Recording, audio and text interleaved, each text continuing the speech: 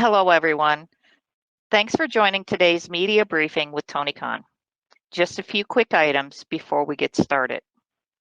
Please make sure your phone is unmuted. This allows us to open your line to ask a question. So if you'd like to ask a question, please unmute your microphones now. Once you have asked your question, we will mute your line to avoid any background noise during the response. You do not need to worry about muting or unmuting. To indicate that you'd like to ask a question, please click the hand icon on the GoTo dashboard. You can also type in a question anytime in the questions section on the dashboard. Today's session will last approximately 45 minutes, and we will make every attempt to include your question, time permitting.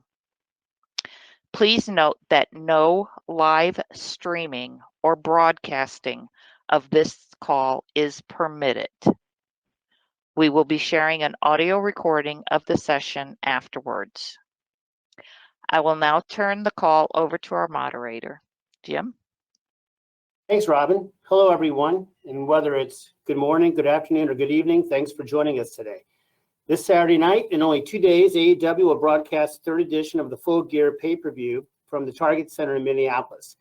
As you may recall, Full Gear a year ago was held in front of a limited, socially distanced crowd at Daly's Place in Jacksonville, and it rocked nonetheless. So this Saturday, now in front of a full house at the Target Center, you can expect more of the same.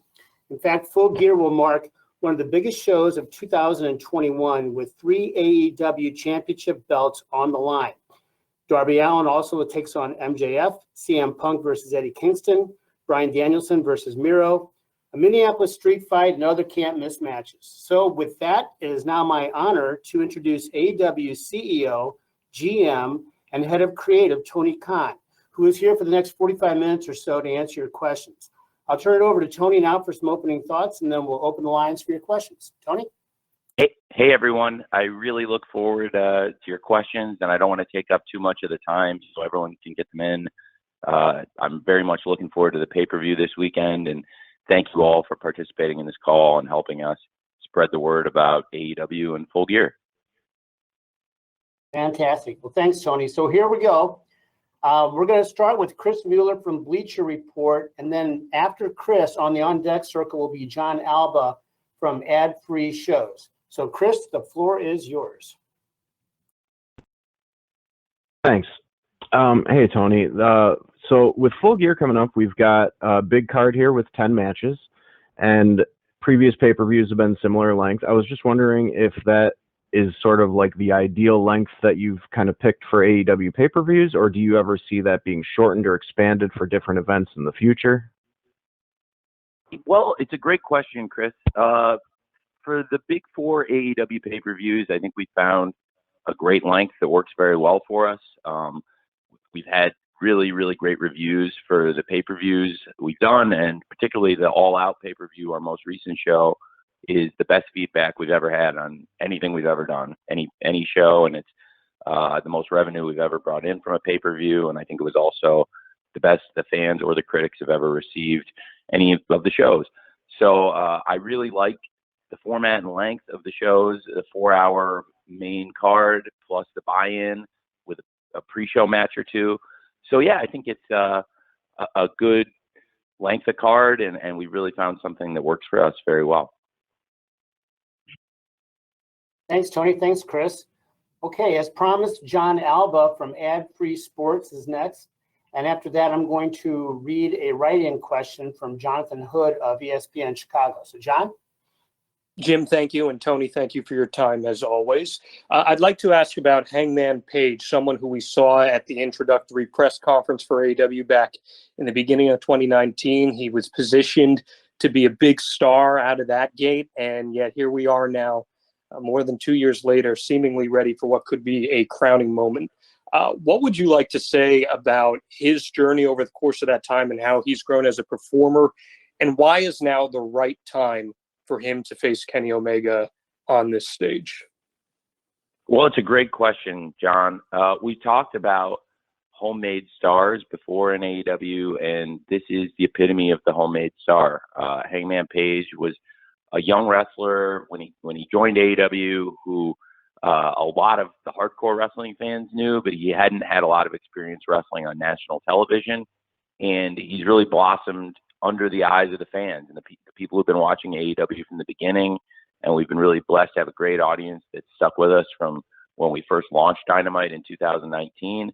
And there's all these fans that have seen Hangman grow. He actually got the very first shot at the AEW title. He and Chris Jericho, Hangman and Chris Jericho, wrestled in the first ever All Out main event.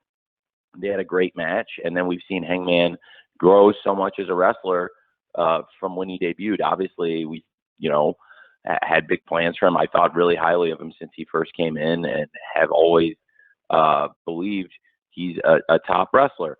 Now here he is again, getting another opportunity at the championship, and it's a very different company and it's a very different situation. There's so much history between Kenny and Hangman. They had a great partnership.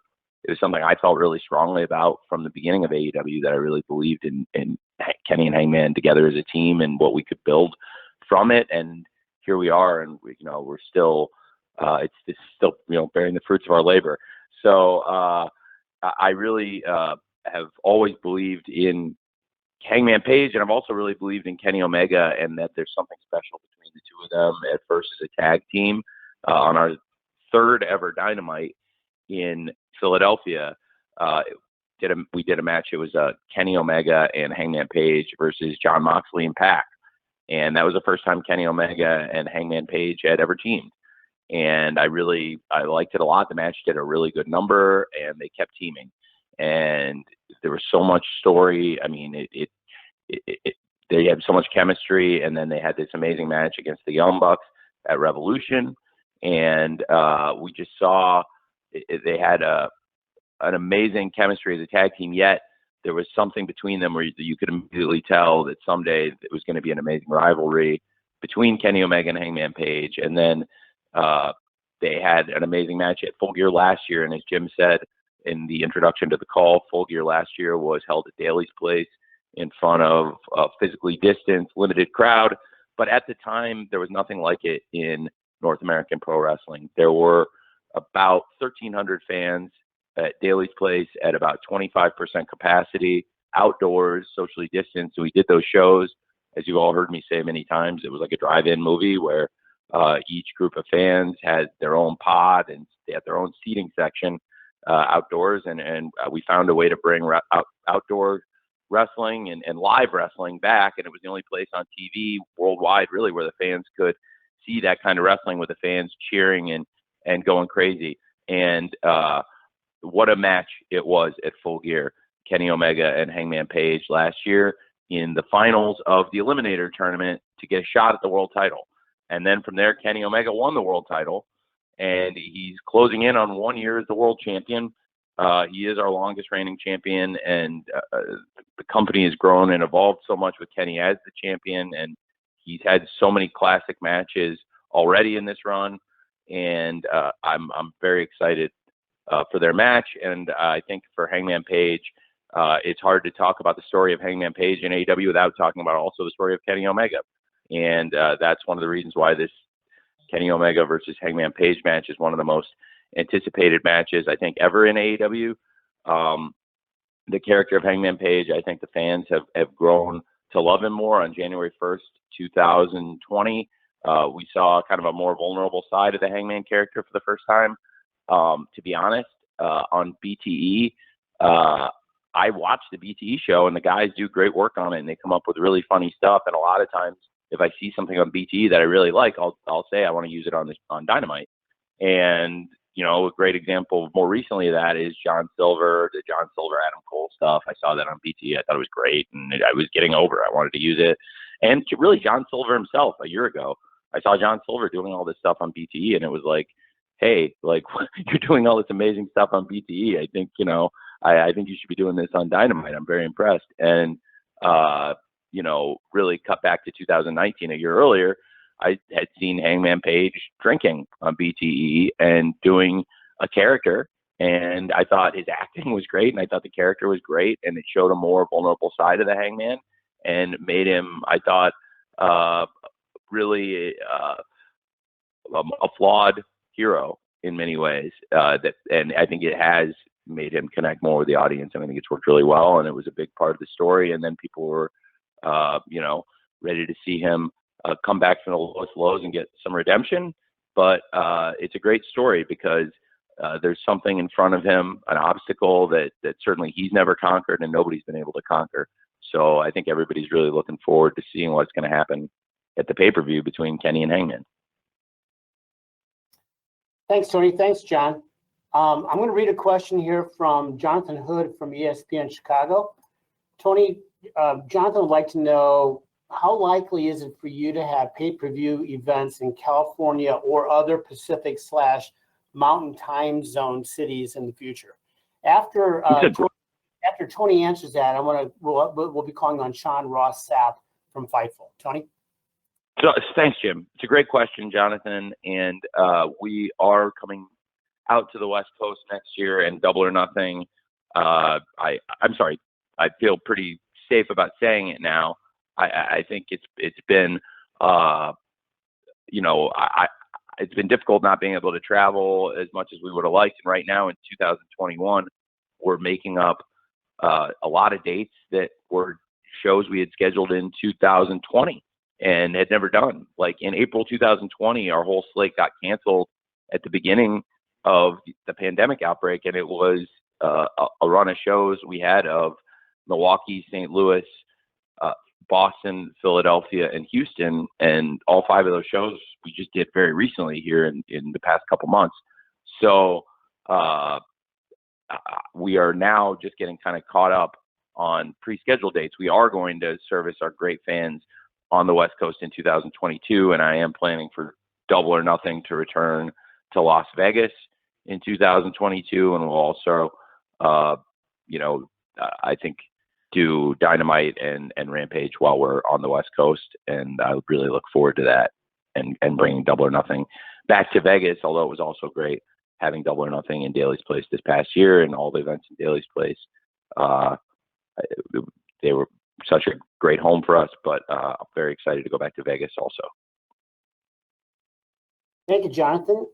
So next up will be Sean Ross Sapp from Fightful, and following Sean will be Ella J from SE Scoops. Sean?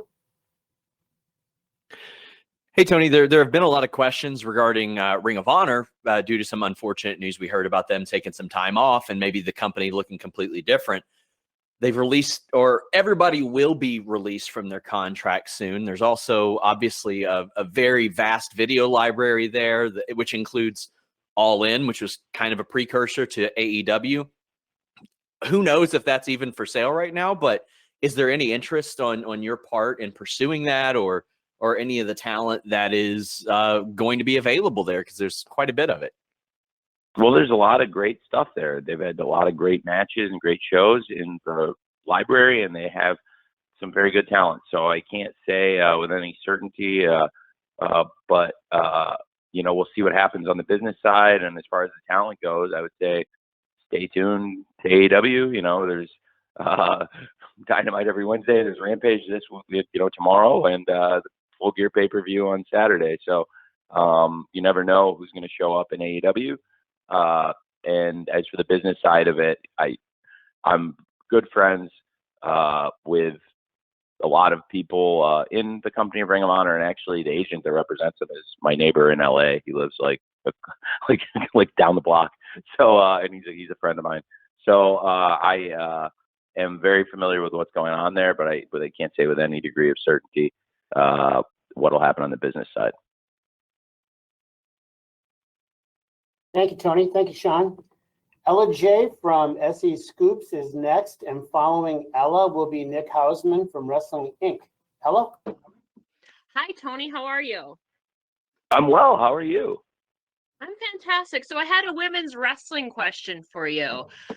Great. So obviously the bar, I think, has been really raised this year with a lot of all-women shows and main events taking place.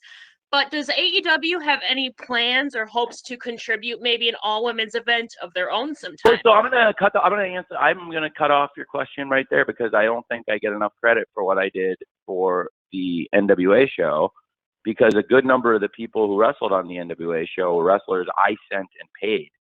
And so I do think I contributed because the highest paid wrestlers on that show were actually the people I paid separately from what they already make in AEW to go wrestle on that show. And I don't think they did a very good job of telling people that, honestly. Even though it wasn't like the deal we did, I wish they'd told more people that, because it was one of the points I made when we closed it. Was I think it would be nice if you told people that I'm paying the wrestlers coming, because it is a big contribution for me. Does that make sense? Yes. Okay. So I did pay the wrestlers for that show. So I was like, it's like kind of like when you pay for a dinner and nobody thanks you. So like that was one thing. So I have really been making a big effort this year to grow and improve our women's division, and I think have made I think a lot of strides with our women's division this year as a company. We've added big free agents, and I'm really excited about what's happening with the TBS tournament right now. Among the big free agents we've added are Thunder Rosa, who came over from the NWA, of course, and Ruby Soho.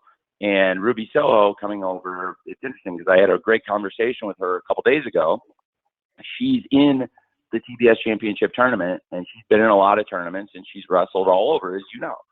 And I was talking to her about the tournament, and she's not a BS person. Like Ruby Soho, is the ultimate straight shooter, and she loves this tournament. She was saying she's never been in a tournament like this.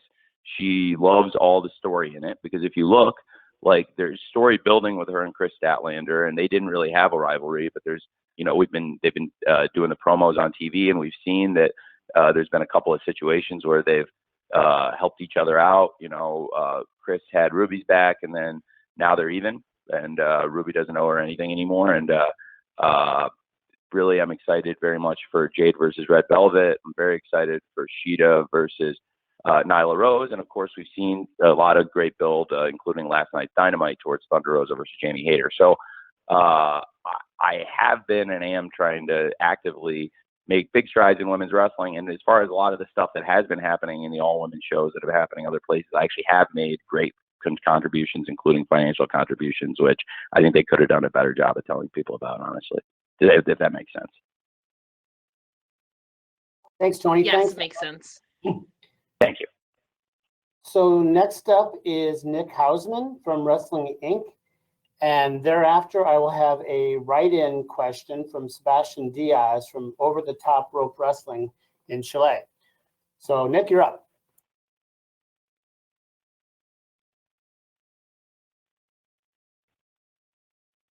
Tony, can you hear me?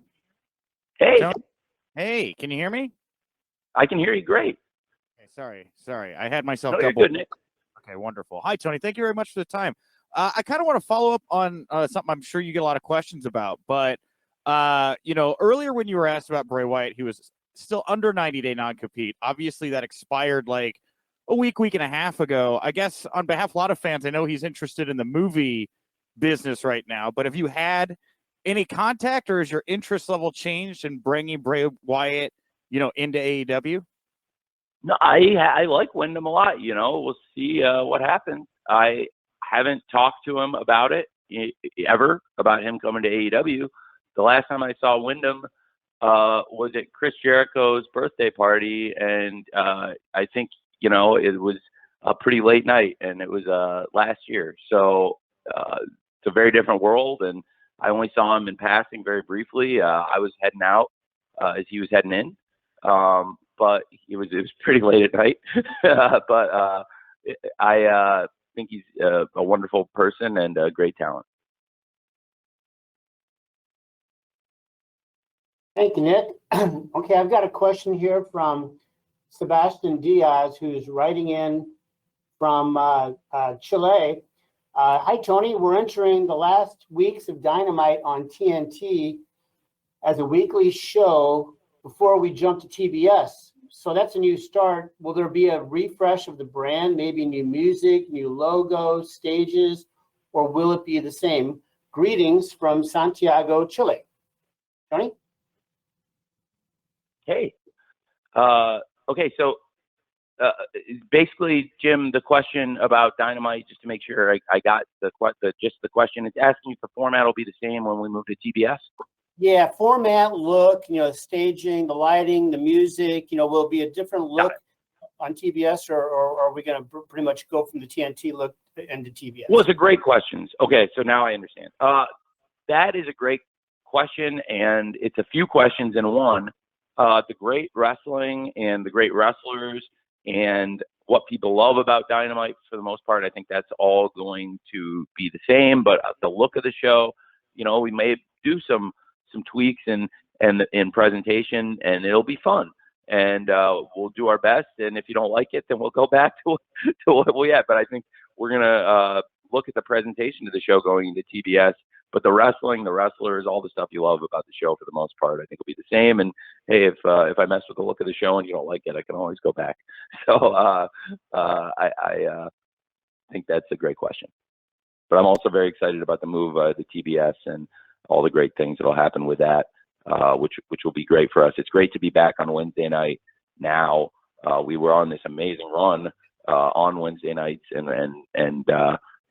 really, it's our home. And there have been a couple times where we've had to shift to, Saturdays here and there, and it's always, uphill to get your momentum back when you do. So I think, as I understand, there'll be a bit less time shifting when we do move to TBS. There are still sports on TBS where there are conflicts and stuff, but I think it'll be great for the fans, and very excited. Also, Rampage will be staying on TNT, and of course, that same week in January when we launch Dynamite on TBS, we'll of course have Rampage again on TNT, and then we'll have the first ever Battle of the Belts in AEW.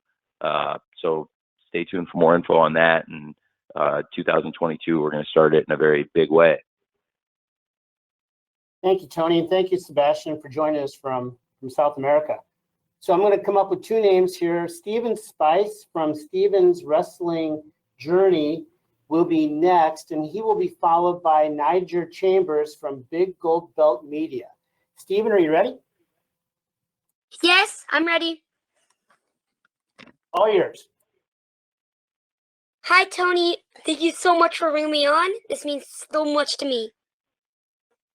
Hey, how are you? I love AEW. Thank you. I'm glad to hear it. And so my question is, how do you and your crew develop the ideas of the matches that go on these pay-per-views and every Thursday night and Wednesday? I work really hard, and I work with a lot of different people, and so I stay up really late on Tuesday nights and Thursday nights a lot, and that helps come up with ideas. And a lot of times, you're thinking about it all night and or all day, and you never know when the great ideas come to you. And then a lot of other people have really good ideas too. So I talk to lots of different people, and lots of different people have really good ideas, and I have to take all the ideas and figure out which ones are the good ones and which ones are the bad ones. And I try to mostly pick the good ones. And I have a lot of ideas on matches, and I try to organize the show every week based on what would make sense for the fans, and what would make sense for the flow of the show. And, I have to fit the commercial breaks in. And it's a very different job formatting Dynamite versus formatting Rampage. A lot more goes in some ways to doing Dynamite, where you have all these segments, and there's so many people in a Dynamite, and there's so much stuff that happens in a 2-hour show. In Rampage, it's more succinct because I like to get a lot of good wrestling in a 1-hour show, which is a challenge, but it's also a really fun challenge. So it's difficult in a totally different way. And then the pay-per-views, which you also asked about. Famously, I guess people know I doodle around a lot and sketch out ideas and kick around ideas, but I also change them. And I told people when somebody photographed me on the sidelines of a Jaguars game, and I wasn't even doodling in that moment, I was actually writing on the other side of the page about football, but I flipped the page over and then somebody took a picture of me on the sideline. And, but as you can see, what I was doodling, I had a lot of, second thoughts. I changed a lot of stuff, a lot of new ideas that made sense, came into fruition, and frankly, a lot of circumstances changed. So that's how it is. And it's a great question. And sometimes you have a week to think about it. And there's other times, like in the pandemic, where somebody, isn't able to come to work, or, they have symptoms, or you're waiting for them to get a test back, or you don't want to take a chance, or there's travel. There were a ton of travel issues. And at the beginning of the pandemic, the bigger issue was, a lot of people weren't really comfortable traveling, which I totally understood. And it told everybody, I think as Tony Schiavone reiterated this week, told everybody at the beginning of the pandemic, everybody can stay home if they want. We're just going to run with volunteers to keep the show going, because the show is what the money I bring in, which I use to pay everybody. And so with the volunteer crew, there was like, about 29% of the people, I booked the shows very quickly to make sure we had great shows to keep the show on the air. But there were also a lot of really great matches in that time, and memorable moments, like when Sheeta versus Britt, that great match they had where Britt got her nose broken, or so many great matches in the inaugural TNT title tournament, and that's where we held that. And even Orange Cassidy made his TV wrestling debut in that moment. I didn't have a lot of choices. I mean, it was and for all things considered at that point, I did a good number. So I really am very fortunate to have a lot of really smart people who come up with great ideas that I work with, and it's a fun job being able to come up with my own ideas and then sort through the ideas of a lot of really smart people and try to put together a wrestling show that's like about as fun a job as there is. Thanks, Tony. Thanks, Stephen. Next is Niger Chambers from Big Gold Belt Media. Following Niger will be Russ Weekland from Hollywood Life. Niger, you're up. Hey, how's it going, Tony? Very well. Thanks, man. Good. Last night a video kind of went viral on social media after the conclusion of Dynamite, where we see you, Ruby Soho, CM Punk, and Cody Rhodes invite a fan into the ring as he celebrates being cancer-free, which is a very special moment. Really touched me. I thought it was one of the best things I've seen on social media in a while. Could you talk a little bit about how does moments like that happen? How do you connect with the fans and be able to have that type of connection and outreach in such a quick moment to make these moments happen? Well, I love booking when it's fun stuff like that and you're not worrying about booking for ratings. So that's like the fun side of booking. So I was in Gorilla, and during a commercial break, we were doing the thing where it was Pac versus Dax, and we were in commercial before the main event match, and then we had the contract signing for Kenny versus Hangman after that. And I was by Cody, and I had planned for Punk to go out because the crowd hadn't gotten to see Punk yet, and I wanted to make sure he interacted with the crowd because he was on the show fighting backstage with Eddie, but the crowd hadn't heard from him and seen him, and I know it would mean a lot to a lot of the people for him to come out and be there. So I had mentioned to Cody I was going to go out with Punk, and Cody had said that he'd heard, and Cody does such a great job of community outreach, and he works with a bunch of great people, including the captain Sean Dean and Thunder Rosa and other people in AEW, including Amanda Huber, and they found a fan who they said was cancer free, and that was really cool. And so I said, all right, well, that's what I'll do is I'll bring out Cody, and then I'll bring out CM Punk.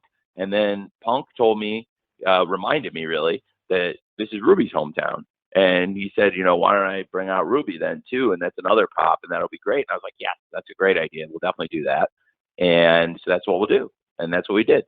So that is, like I said, when you're not booking for ratings and it's easy stuff like that, that was just a fun thing. So that's literally how it all came together. And it was really nice to meet Joe. And I think hopefully it was a good moment for Joe. And also just try to make it a nice moment for the fans in Indianapolis, and also for Ruby because it's her hometown, and she's a big star, and we want to treat her like a big star, and it was cool for her to have that moment. Thank you, Niger, and thank you, Tony. Okay, next is Russ Weekland from Hollywood Life, and then I will follow that with a write-in from Mark Madison from Pro Wrestling Post. Russ? Yeah, hi. I was hoping any date on the Owen Hart Memorial Tournament. Yes, I'm so glad you asked. There will be updates on the Owen Hart Memorial Tournament after Full Gear. There's so much on the card, right? And there's so many stories, and the show is so jam-packed, and I didn't want the Owen Hart Cup to lose the focus when I start talking about it. But the Owen is going to be a big prize in AEW, and I'll have some interesting announcements about it. One thing I will say right now that you know what, I'm going to save it. I'll save it till after Full Gear. You guys will get more announcements on the Owen Hart Cup. I think I'll save it for Dynamite or Rampage after the pay-per-view. But stay tuned on that one. I will give more updates on the Owen Hart, and I have something fun I think everyone will really enjoy. Thank you, Tony. Stay tuned, Russ.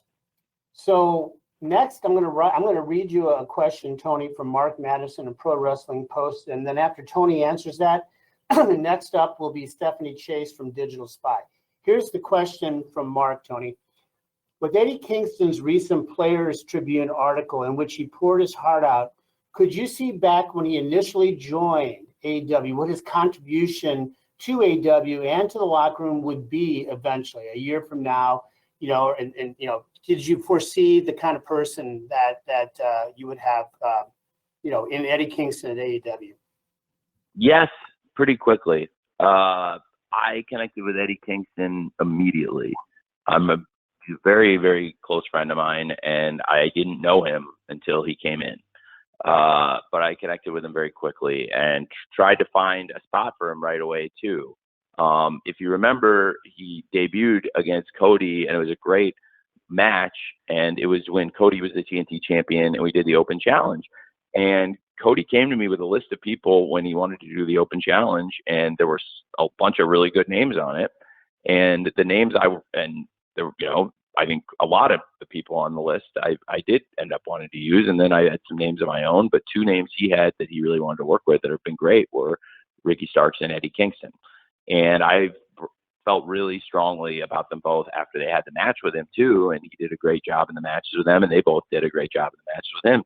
And in both cases, I had something for them. Now, in Ricky's case, it was right when he was in the ring. I knew I wanted to use both of these guys on Dynamite, and in the pandemic era, when stars like this came, across your desk, you really wanted to hold on to them.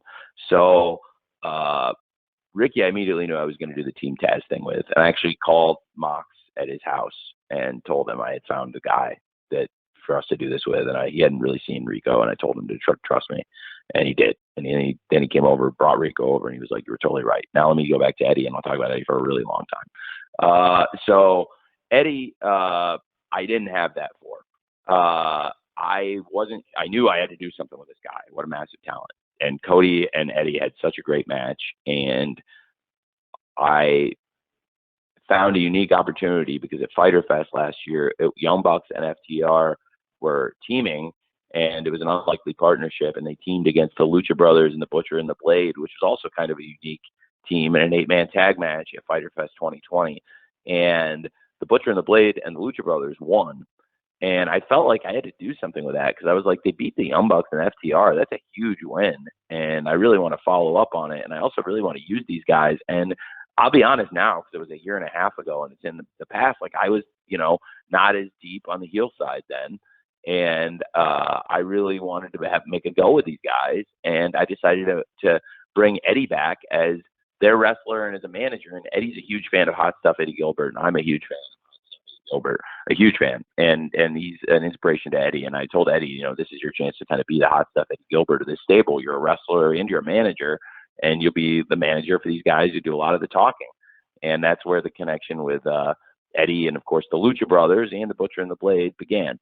And then going into All Out 2020, the build, if you remember, was kind of a unique heel-heel build. And some people say heel-heel doesn't always work. I think one of the best examples when I was a kid would be the Horsemen versus the Midnight Express, Arn and Tully versus the Midnight Express, which was a program that had never really got going as much as it could have. It was really drawing money, and then all of a sudden Arn and Tully were gone and became the Brainbusters. That was a great program, and I always thought there was something to it. So we did this where I had a heel situation, basically, where it was Jake the Snake and Lance Archer. It was Team Taz, the aforementioned Starks and Brian Cage, and with Taz, and then this Eddie Kingston group. And then it would always look like it was about to tee off between the three sides of heels. And then Darby would show up, and Darby had this beef with Team Taz, and he would go crazy, and it would all set off, and it was leading to the Casino Battle Royale. Well, I felt really strong, and Eddie had just gotten to the company, and I had the last two guys out there be Lance Archer and Eddie Kingston, and it was this disputed finish in the end, which wasn't even exactly the way Eddie went through the ropes, wasn't even exactly how we originally laid it out, but it actually worked out even better. And I had earmarked Eddie to wrestle Jon Moxley, and that's why I wanted him to be out there and be him and Lance to be the last two guys, because they were the two guys I saw as great opponents for Jon. And then Lance, of course, as he said, he was like, he never expected anything to happen. We were all being very careful in a bubble, and then he went to the veterinarian, and next thing you knew, he had COVID, and it worked out well because Lance and Jon Moxley eventually got to do their matches and built a great rivalry, including the Texas Death Match. But in the moment, it was Eddie's time, and Eddie had this great match with Jon Moxley, and it really built something great. And then they had a real rivalry, and we were able to do, a pay-per-view story building to Full Gear last year, and Jon Moxley versus Eddie Kingston was main event of Full Gear last year for the world title, and Eddie Kingston's been a huge part of the company. Now, so that's the yes to your question, and now to the no. I mean, Eddie's. I knew the hardcore fans loved Eddie, and I also had seen that he'd crossed over to a mainstream audience, and this was a person you could push on national television to the main event wrestler. But I don't want to undersell how far he's come in the past year or two, and also how far he's come outside of the ring, because I knew Eddie had some struggles, but getting to know him more in the past year, I've learned more and more about it and how far he's come. And the people who knew him before I did tell me, like, you wouldn't believe how far Eddie's come, like, if you knew him back then. So, yes and no, but as a wrestler, really, since he got here, I've always believed in him, and I'm not surprised at all how well he's done. And I absolutely believed in him to put him in, on a pay-per-view in such a critical position in one of the biggest matches of the year, Eddie Kingston versus CM Punk. Thanks, Tony. Thanks for the write-in question there, Mark. Stephanie Chase from Digital Spy is next, and Stephanie will be followed by Jim Barcelone from the Miami Herald. Steph? Hi, Tony. How are you? Great. How are you? I'm great, thanks. I wanted to ask you about the Inner Circle versus American Top Team feud and Full Gear match. What made you choose the Inner Circle for this position to go against American Top Team? And laying out the feud and the matches we've seen so far, how have you found balancing the idea of protecting the AEW guys versus outsiders when, in this case, the outsiders are legit MMA fighters? And if I can sneak in another one, Paige Vanzant has been so great. Have you spoken to her at all about eventually wrestling? That's a few great questions. And the way I came up with it was being good friends with Dan Lambert. Again, through the pandemic, Dan came and visited and was at the shows, and is a big wrestling fan. He's a big fan of old school wrestling, as he's made very clear. And he's also a big fan of modern wrestling, and he's a really intelligent person. And he had in his stable an American Top Team in his camp. He's got some of the best fighters in the world. And the idea for Inner Circle to be their opponents, I had gone to Chris and I told him, I think there's something really here, and maybe I'm crazy, but Chris totally agreed. And it's funny because I've seen all these arenas with all this heat, and now looking back on it, it's amazing how far it's come. And we've been at Arthur Ashe Stadium and big arenas across the country, and wherever we go, Dan gets insane heat, and the American Top Team get booed, and people love Chris Jericho in the Inner Circle. So it's I think it's a great pairing, and it's produced some of the loudest reactions from the fans we've heard in a long time. And I think people are having a lot of fun with it. It's a cool rivalry. It's gotten us a lot of mainstream buzz, which I also expected going into it, because when you have things like Jorge Masvidal throwing the flying knee at Chris Jericho, that is going to get picked up. And in that case, it got picked up almost every outlet.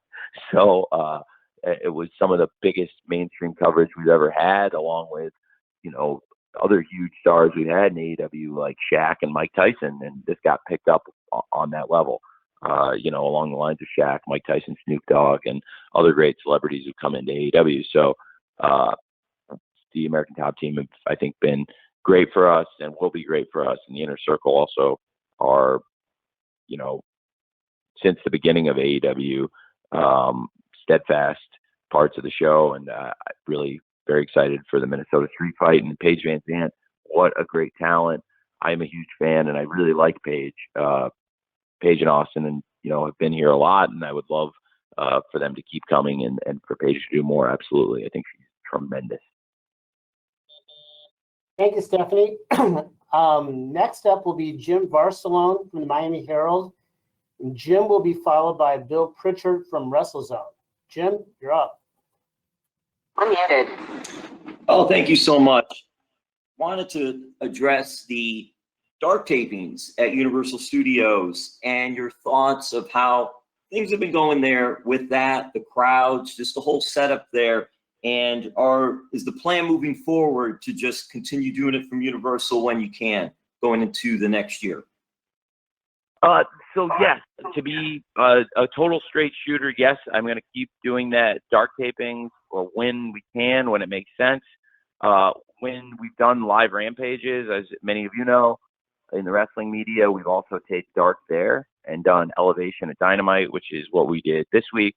So we will again tape dark tomorrow before Rampage.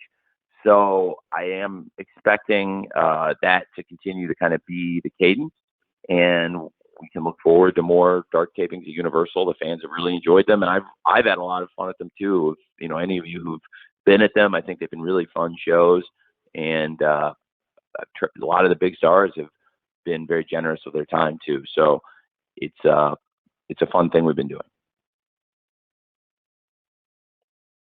Thank you, Tony. Thank you, Jim.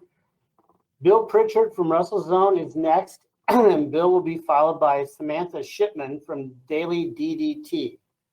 Bill? Hey, Tony, how are you? Hey, Bill. Great. How's it going, man? Not too bad. Thanks for taking the time for this. I actually wanted to ask about Lio Rush. He made his in-ring return this week, and just wanted to get your thoughts on... Oh, happy birthday.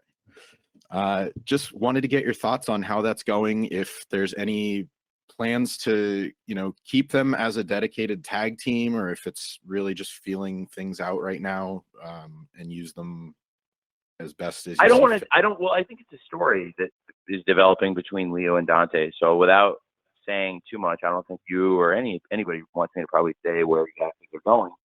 But I really have enjoyed it, and I've had a lot of people come up and enjoy it, and it's something that I felt really strongly about. And I haven't made it a secret that I really like Lio, and I think he's a tremendous talent, and I think he's benefited from the coaching that I've given him, and he's gotten great coaching from others. I think Sanjay did a great job on that match last night, coaching with them, and Sanjay and I work real close with Lio and Dante, and with Seidel and Moriarty. So I am a huge fan of Lio Rush, and I really think he's got a lot. And like I said, it's his birthday. Happy birthday, Lio. And I think he's had. I'll choose my words carefully here. When Leo retired from wrestling, he came in. He did one show for us. He retired from wrestling, and I actively recruited him to come back, and thought it would make a lot of sense for Leo at his young age, once he got over the injury, to just trust me and like let's give this a shot, because I think he'd had a tough go other places, and he was mentally, it seemed, really burned out on the wrestling business, and he's done other things. He's a great athlete. He's also got a great personality, and he's been on MTV The Challenge, which is a big show. And but if he's not wrestling, I think he's not using great talents that he has. And so I'm glad people got to see that last night. He had debuted in the Casino Battle Royale at Double or Nothing, but then we had never seen him wrestle on TV or in an actual sanctioned match. So I was really pleased with how it turned out. And for the live crowd, I went back out with Leo and Dante when we were in break and raised their hands for the crowd, because I thought they did that well. So it was very good. Okay, thanks, Tony. So next is going to be Samantha Shipman from the Daily DDT. Then I'm going to take a question from a write-in, then we'll spin the wheel to see what the final question of the day is. So, Samantha, you're up. Hello. Hi. How are you, Tony? I'm doing great. Thanks, Samantha. Good. I have two questions for you, but we'll start with the first one because I think that might be a little bit more of what everybody's going to be listening for. So we've seen last night, we saw Best Friends join Chaos. Kenta has put it out there that he wants to GTS Punk. We've seen Kenta in AEW. We've seen Rocky Romero. We've seen Suzuki. We've seen Nagata. So what is the relationship with New Japan like heading into 2022? And is that something where we could potentially see AEW wrestlers going into things like Wrestle Kingdom and New Year Dash, or even later in the year, maybe in the G1? Or what is that kind of looking like with that relationship right now? Okay, and what's your second question? My second question is completely different from that. It is actually about the women's division. And we see that we have. I can, Jim, it's fine. Is it okay if I answer that one and then go back to our other question, just so I don't? Absolutely. Okay, great. Well, so first of all, okay, it's a great relationship. I really enjoy working with New Japan. It's changed a lot since AEW started, because when AEW first started off, I think they were pretty pissed off with me. And then as wrestling went on, I think they saw that I wasn't really trying to stop them from doing anything, and I actually made a lot of friendly gestures along the way. Like Chris Jericho, I was very open about Chris Jericho working in New Japan, and then when he was wrestling at the Tokyo Dome in January 2020, I even cleared the stipulation, which we put together.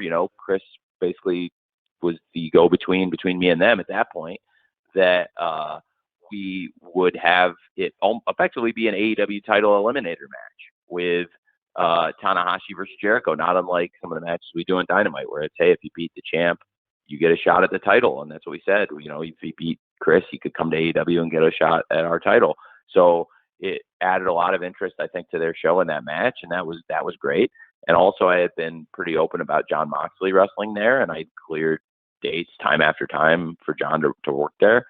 And so I think they saw this as a good relationship, and I have a good reputation for being an honest person. So even though I kind of came out of left field and I was a new player in the game, I think I raised their antenna early and made them pretty nervous. And then the more I built a reputation in the sport, I think they wanted to work with me. And so now I talk to them on a regular basis, and we put matches together, and wrestlers from AEW go there. And as you said, you said it yourself in the question, I don't have to name all the different people that have come through from New Japan to AEW, but you've given a good list to start with of a number of people. And there's more, I think, in there, and there's probably more to come. So there's a lot of things we can do. and I'm a fan of a lot of their stuff. I was really pleased how many fans loved the Roppongi Vice theme last night, because I felt really strongly they should come out to the Roppongi Vice theme. I thought it would, for the fans that do like both shows and have watched both shows, you know, people remember the Trent and Rocky team. So if Orange and Rocky are coming out, it makes a lot of sense. Plus, I mean, it doesn't hurt in terms of building anticipation for Trent to come back, which I'm looking forward to. I'm a big Trent fan. And look, with New Japan, it's a good relationship. And that's why I was so amused when the story of the day on a weekend in the summer, this past summer, was this story that kept getting buzzed, that clearly was getting signal boosted by some PR person, that New Japan would work with WWE, which was comical to me, because I was doing all this stuff with New Japan. I had all these plans with New Japan, and I knew Nagata was going to be coming to Dynamite, and we were doing this stuff with Kenta and had other plans in the future. And this was before we had even worked out Suzuki coming in. And I'm not sure if you mentioned Kojima, I didn't hear it, but you might have. But Kojima is another great wrestler who's come in and wrestled on pay-per-view for us at All Out, had a great match with Mox. So I've really liked working with them, and I had this close relationship with them.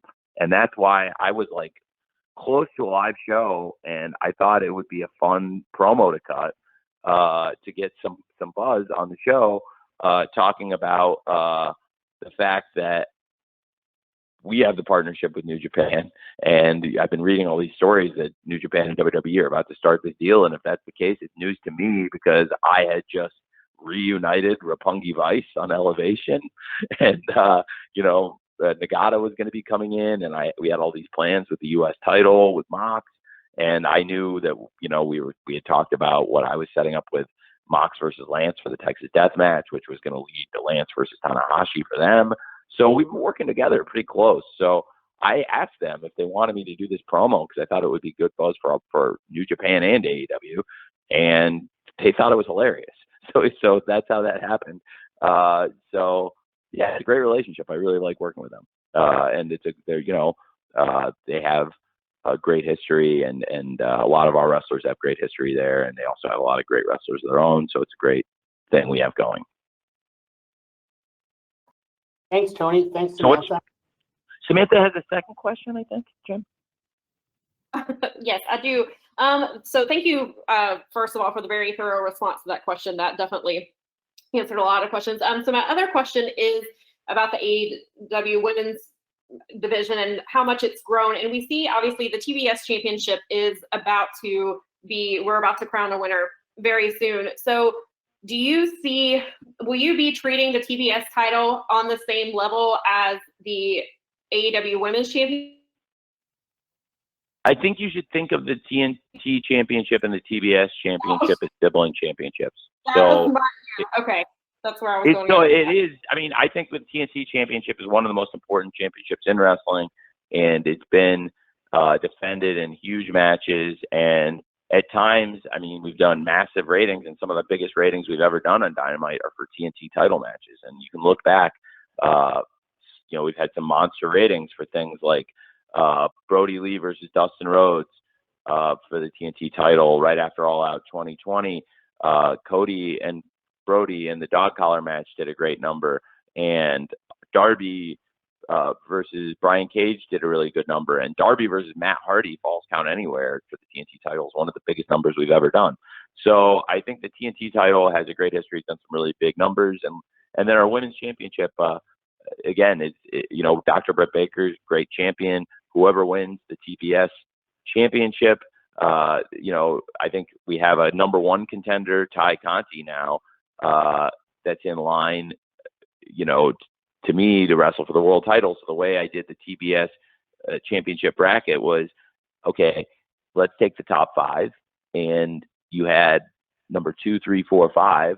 So you had, Jade Cargill, Thunder Rosa, Nyla Rose, and Chris Statlander. I gave them what we would do in like seeding in the NFL or in a lot of sports tournaments. You would take the top seeds and give them a bye. So as we were building, Ty Conti, I think, is, by the way, we're talking about our women's division. It's not on the subject of the TBS championship because Ty Conti's wrestling for the world title. but I have to say Ty Conti is one of the most improved wrestlers in the world.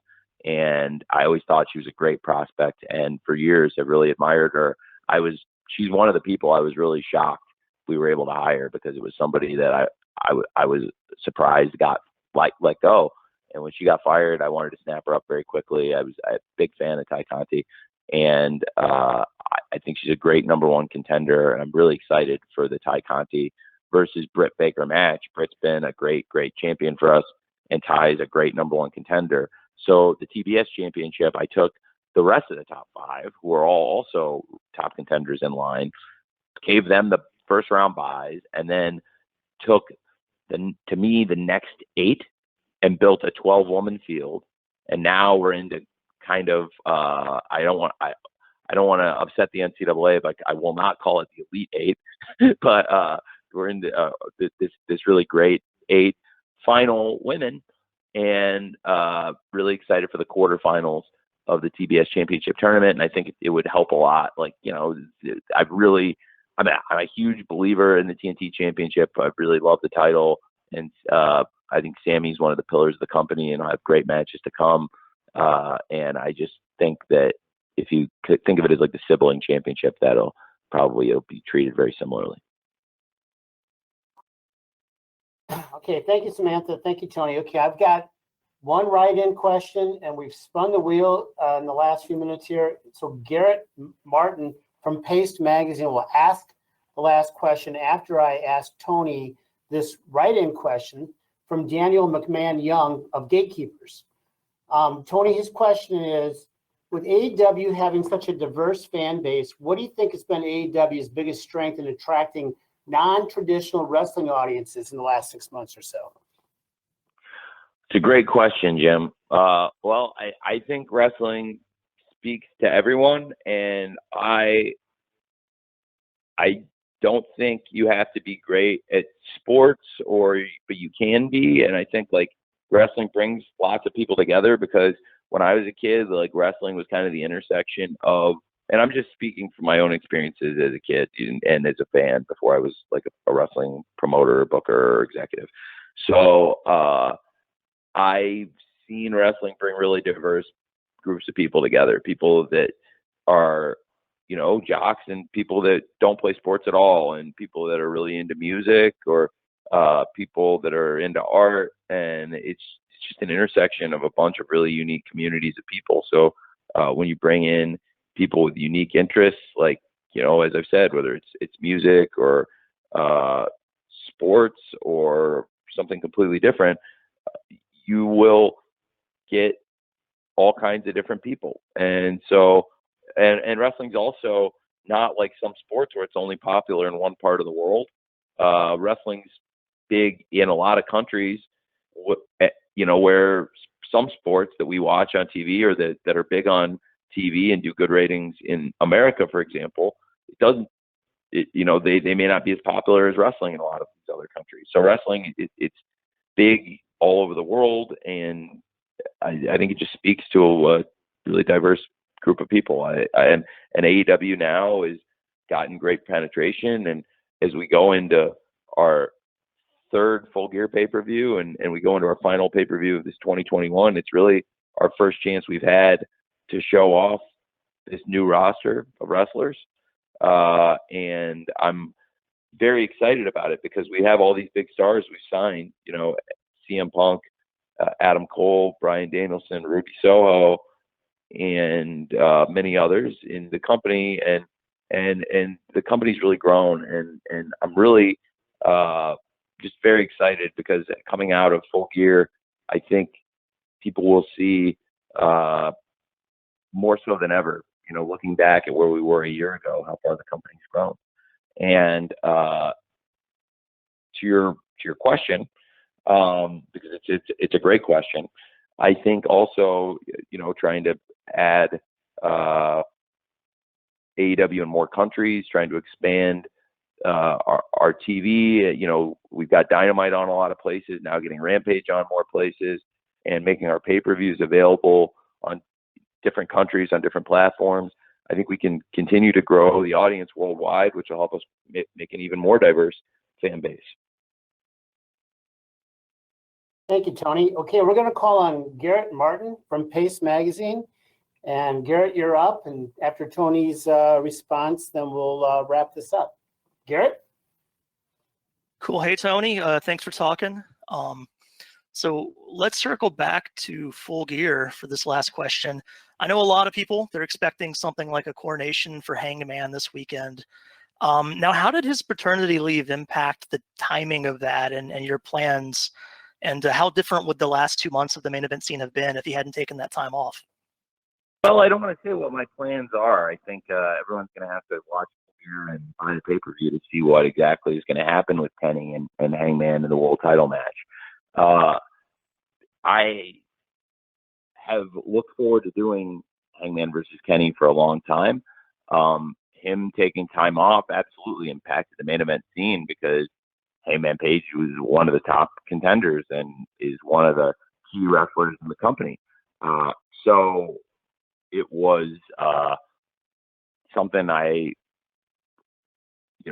was had to pay close attention to, absolutely. But on the other hand, I tried to make lemonades out of lemon, as I'm often doing when there are challenges with scheduling shows and with people traveling and coming to the shows. And in this case, if he wasn't going to be at the shows, I had to make the best of the situation, and I think we did. And to be without one of our top stars in the company and still put together All Out and have All Out be such a great success and be so well received by the fans, and also such a commercial success and sell well over 200,000 pay-per-views worldwide. And that was before people knew for sure that Bryan Danielson and Adam Cole had come into AEW. And now that we've got this amazing roster of people here, it's pretty amazing to me how far we've come. But now, really, again, this will be the first time we've been able to show off so much of the new roster at one time. So I would say it wasn't exactly what I'd originally expected when he wasn't available around All Out, but I also try to make the best of it. And it's great to have Hangman back now, and I'm really looking forward to Kenny versus Hangman for the world title.